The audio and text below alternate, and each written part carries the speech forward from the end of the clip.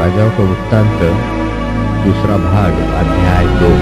राजाओं का वृत्तांत दूसरा भाग अध्याय 2।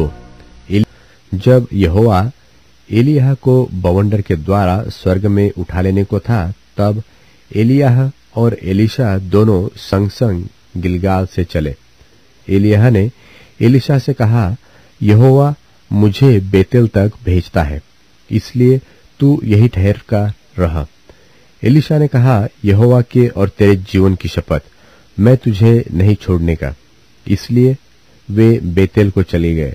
और बेतेलवासी भविष्यवक्ताओं के चेले एलीशा के पास आकर कहने लगे, क्या तुझे मालूम है कि आज यहोवा तेरे स्वामी को तेरे ऊपर से उठा लेने पर है?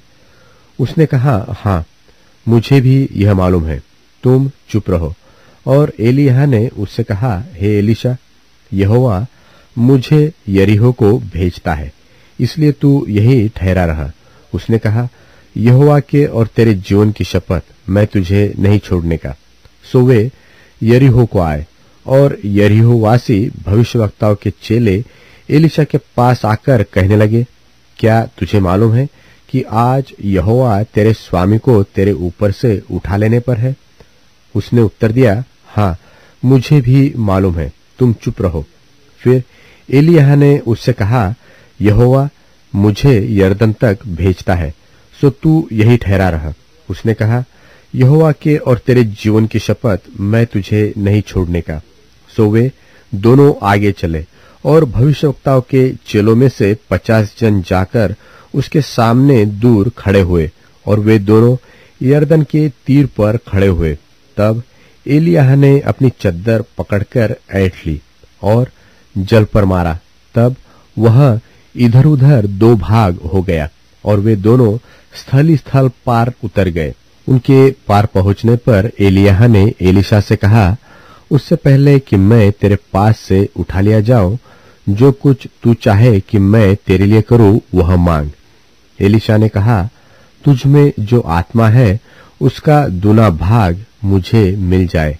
एलिय्याह ने कहा, तूने कठिन बात मांगी है, तो भी यदि तू मुझे उठा लिए जाने के बाद देखने पाए तो तेरे लिए ऐसा ही होगा, नहीं तो न होगा।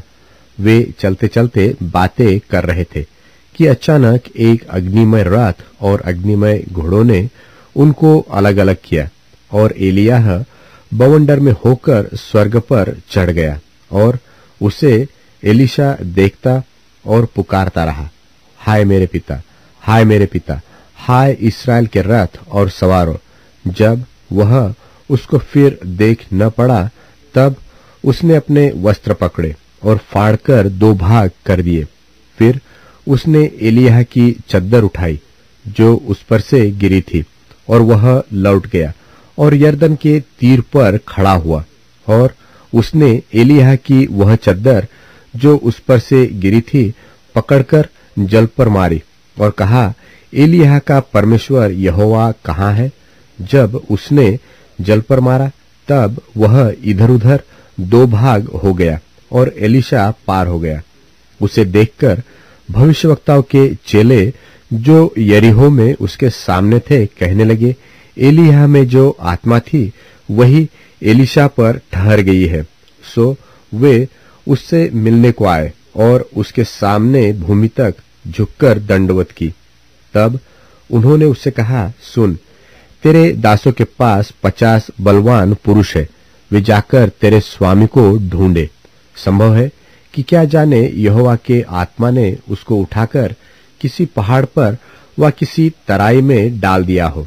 उसने कहा, मत भेजो। जब उन्होंने उसको यहां तक दबाया कि वह लज्जित हो गया, तब उसने कहा, भेज दो। सो उन्होंने 50 पुरुष भेज दिए, और वे उसे 30 दिन तक ढूंढते रहे, परंतु न पाया। उस समय तक वह यरीहो में ठहरा रहा। सो जब वे उसके पास लौट आए, तब उसने उनसे कहा, क्या मैंने तुमसे न कहा था कि मत जाओ? एलीशा के 2 आश्चर्य कर्म। उस नगर के निवासियों ने एलीशा से कहा, देख, यह नगर मन भावने स्थान पर बसा है, जैसा मेरा प्रभु देखता है, परंतु पानी बुरा है और भूमि गर्भ गिराने वाली है। उसने कहा, एक नए प्याले में नमक डालकर मेरे पास ले आओ। वे उसे उसके पास ले आए। तब वह जल के सोते के पास निकल गया और उसमें नमक डालकर कहा, यहोवा यो कहता है कि मैं यह पानी ठीक कर देता हूं, जिससे वह फिर कभी मृत्यु व गर्भ गिरने का कारण न होगा। एलिशा के इस वचन के अनुसार पानी ठीक हो गया और आज तक ऐसा ही है। वहां से वह बेतेल को चला और मार्ग की चढ़ाई में चल रहा था कि नगर से छोटे लड़के निकलकर उसका ठट्टा करके कहने लगे, हे चंदुए चढ़ जा, हे चंदुए चढ़ जा। तब उसने पीछे की ओर फिरकर उन पर दृष्टि की और यहोवा के नाम से उनको श्राप दिया। तब जंगल में से 2 रिछनियों ने निकलकर उनमें से 42 लड़के फाड़ डाले। वहां से वह करमेल को गया और फिर वहां से शोमरोन को लौट गया।